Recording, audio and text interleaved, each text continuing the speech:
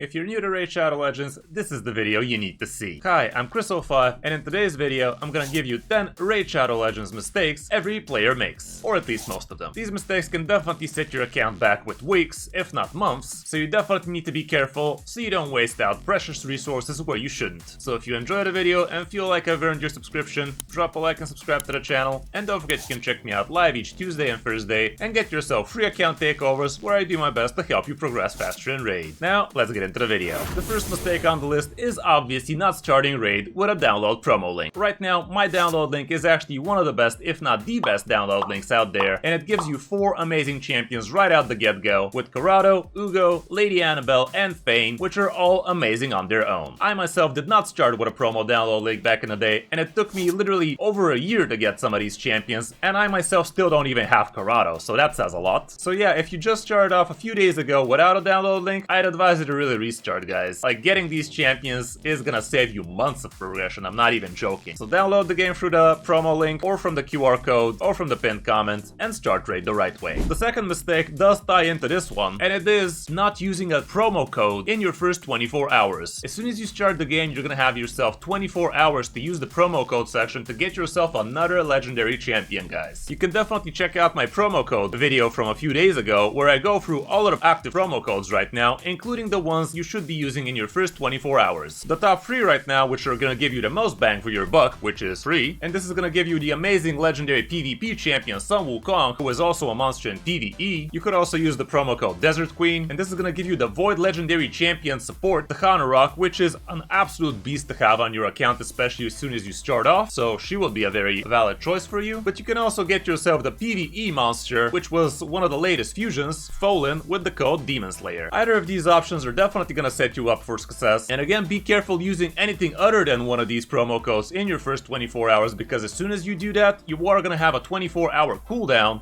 which means you're not gonna get your hands on a free legendary champion this way, because these are only active for literally your first 24 hours, guys. On the number 3 spot, we gotta talk about one of the most important things, which is speed. When you first start playing Raid, you are gonna be showered with all sorts of different information and things you need to be paying attention about, but one thing 99% of new players ignore will be the speed substat. When you see the speed substat, you're like, yeah, that doesn't sound like damage to me, but indeed, speed is literally the most important thing in Raid. Speed is what determines if you're gonna be going first, second, last, and anything in between. So getting the highest amount of speed possible on your champions that give everybody else more speed is literally one of the most important things in Raid. A very easy example would be if a champion has 100 speed and your champion has 200 speed, not only is your champion gonna start first, but he also is gonna be taking 2 turns before the champion with 100 speed takes 1, which is absolutely broken, because if your champion takes 2 turns before the other guy takes 1, well, the other champion probably never took a turn because he did. So yes, getting yourself good amount of speed, especially on your support champions that are supposed to be boosting everybody else, is very, very integral in Raid Shadow Legends. The best place to get speed would be from your boots, and boots are the only item that can actually get main stat speed, so be very, very careful selling anything that has straight up speed on it in the boot section. Literally even common items would be a keep in that case for you. Mistake number 4 would be wasting millions of silver on crap gear. I myself am very, very guilty of this thing, and back when I started, I leveled a lot of bad gear all the way up to 16, thinking that's gonna help me. And to be fair, it does kind of look like it's supposed to, but it really does not. Like, the difference between a 3-star item and a 6-star item is literally not even twice as strong. It's non-comparable, guys. Like, a 3-star item is nothing, an absolute sell. You literally never want to be keeping anything 4-star or less, if we gotta be completely honest, or at least after your first week in the game, but God knows you do not want to be leveling it up all the way to 16, because leveling something to 16 costs millions, dudes. Or at least it could. You really want to be careful what kind of items you level in Raid Shadow Legends, and I do advise you to watch a detailed guide about gear. I have several of them on my channel, so I really hope those help you out. But yeah, the most important piece of advice here is your bottom row items, you do not want to see flat main stats on them. Like, the top row items, they always have flat attack for the weapon, they always have flat HP for the helmet, and they always have flat defense for the shield. But the bottom row is where the money's at. The bottom row is where gauntlets can be rolling crit damage or crit rate, they can have defense percent, attack percent,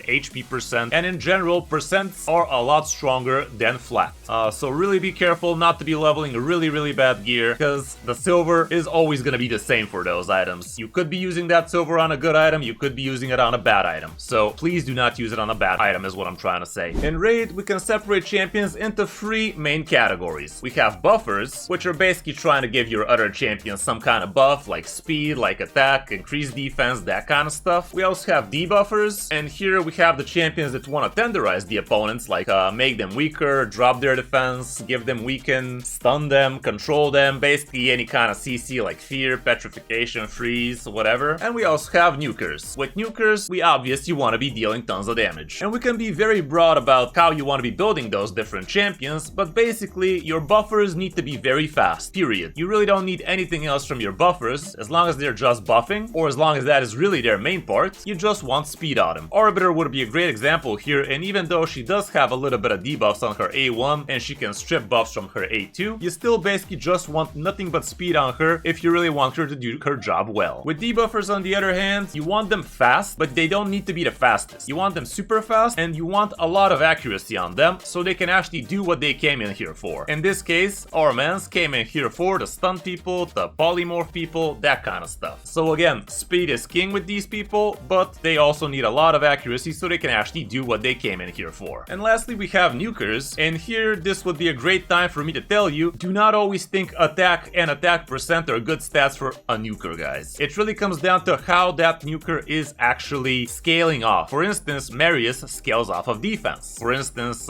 Empress scales off of HP. That's you're gonna see once you actually start reading his kit, but yeah, damage based on HP. Really important for you to actually pay attention to how your damage dealers are actually scaling off. But for the most part, how you want to be building your nukers, well, you want them to have 100% crit total, you want them to have tons of crit damage, and you want them to have a very good amount of the stat they actually scale off. In this case, defense, so that's why we have tons of defense on this man. You also want your nukers to be fairly quick, but not too quick. Like, you don't need your nukers to be faster than your debuffers, especially, because the whole point of the debuffer is to make the opponents a lot easier for the nukers to handle. So that is why you want your nukers decently fast, but not the fastest. Anything else you kinda could ignore on these champions, like you could ignore accuracy, even if they do somewhat of debuffing themselves. It's nice to have it, but if it's gonna cost you crit damage, probably not the best idea. Another huge mistake new players do is wasting their gems on bad stuff. When you first start playing Raid, most important thing you need to do with your first 800 gems is get your hands on masteries for your main campaign farmer. If you start off with the Monkey King Sun Wukong, that would probably be the best champion you could be giving masteries on. Right now, if you start off with Liminisi, she would also be a pretty decent campaign farmer for you, especially since you're also probably gonna be able to get your hands on a 5-star soul for her, so that would be absolutely broken. But yeah, basically, pick who's gonna be your campaign farmer and give him the 800 gems for masteries first, and after that, the second thing you want to do, if you're planning on playing Raid for a while, is actually spend the 1500 gems on your gem mine, guys. This thing is gonna pay itself off for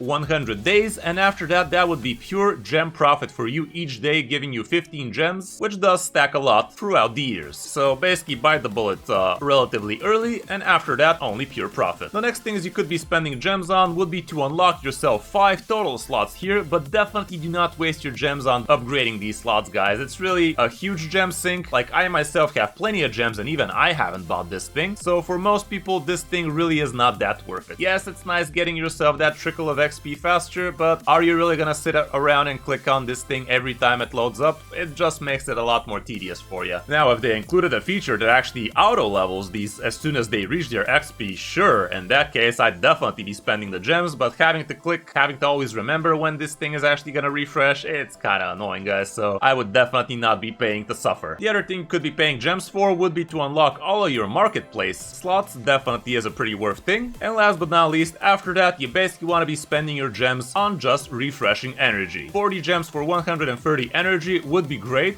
but I say 130 energy because you actually need to hit level 60 first in order for your energy to cap out at 130, so before that happens, it's probably not a very bright idea spending your gems way too much for energy like that, because you're just not getting as much energy as you could be. The next mistake would be ignoring content which you just think is hard, so you just don't want to get into it. A great example of content like that would be Cursed City of Centranos. Did you guys know actually that when you open conquer City of Centranos for the first time, it actually loads you in hard mode, guys. And hard mode really is hard. Like, not this one in particular, but for a new player, anything would be hard, because you're not gonna have a very big roster of champions to begin with. But yeah, as soon as you open something like Lost City of Centranos, it opens it up on hard. What you could do is switch it over to easy, or normal, I guess, whatever. And here, the battles are indeed much easier. Like, here we can see all of these guys have 10 less levels, you also have much more champions to pick from, I think, and so on and so forth. So you are actually gonna be able to scrape together a few extra free things out of these levels each month, even when you just started off, as soon as you unlock it, I guess. So yeah, definitely don't ignore things like this. Same can be said with Doom Tower, where again, I think it starts you off on normal here, but still, there's also hard. But yeah, on normal, you should be able to actually go through a few of the levels with ease, even though, again, they do start off kind of strong, but at least here you have access to all of your champions, so even if you just have yourself a decently built nuker, you will have a very good time climbing at least the first few levels on normal. Same can be said for Chimera. Chimera on easy is actually indeed very easy, so definitely don't sleep on this. I know it looks very daunting, I know it looks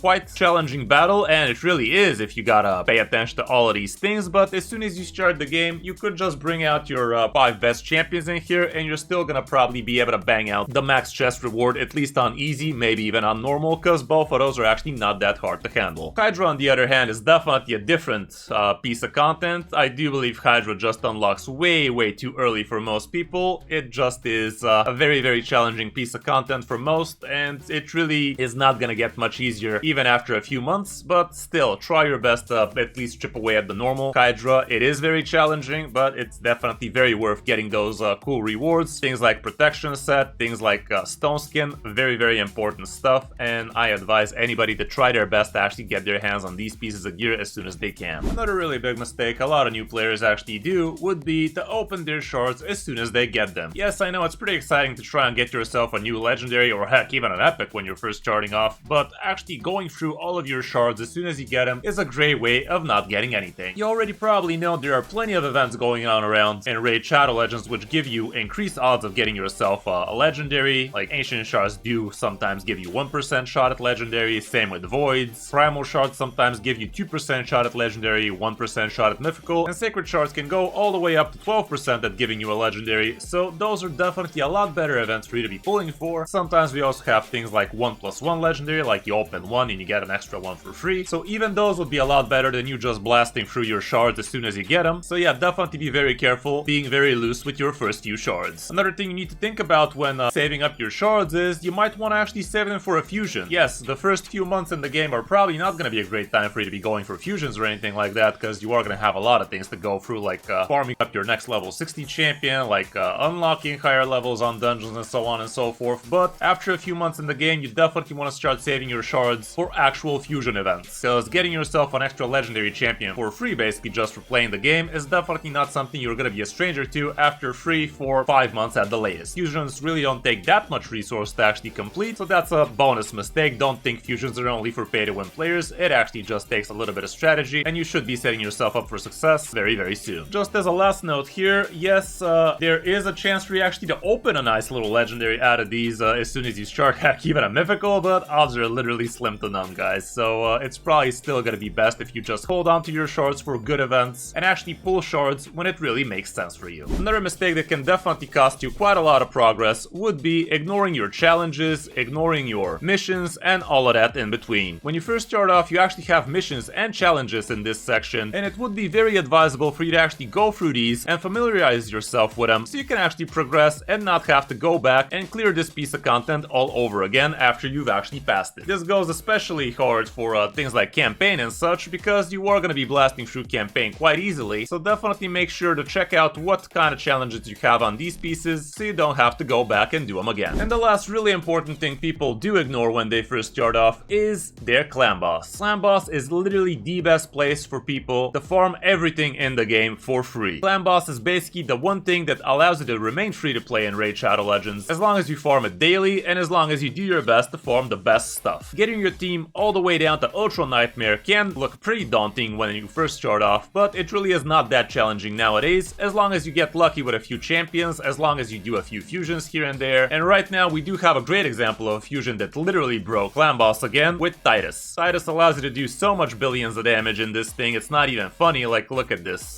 doing these 1-key auto with 1 build, 2 build, that kind of stuff. Really easy stuff. But yeah, I definitely advise you to check out my detailed clan boss guide if you want to get to know this piece of content better, so you can actually start progressing a lot better. And also, if you do get your hands on the Ultra Nightmare and Nightmare clan boss chests, you will be able to farm more than 10 sacred shards each month for free this way, which is actually insane. You could be also farming tons of gems, tons of legendary books, and anything in between from here, because the chest rewards are just that great here. So there you have it, guys. 10 mistakes every new Raid Shadow Legend player makes. Do let me know in the comments which mistake you're most guilty of from these, and don't forget to drop a like and subscribe to the channel if you feel the content was helpful. Check me out live on stream each Tuesday and Thursday if you want to get your hands on a free account takeover with me, and also download Raid through my download link if you want to start Raid the right way with tons of amazing champions. Thanks for watching. I'm Crystal5, and I'll see you in my next video or stream.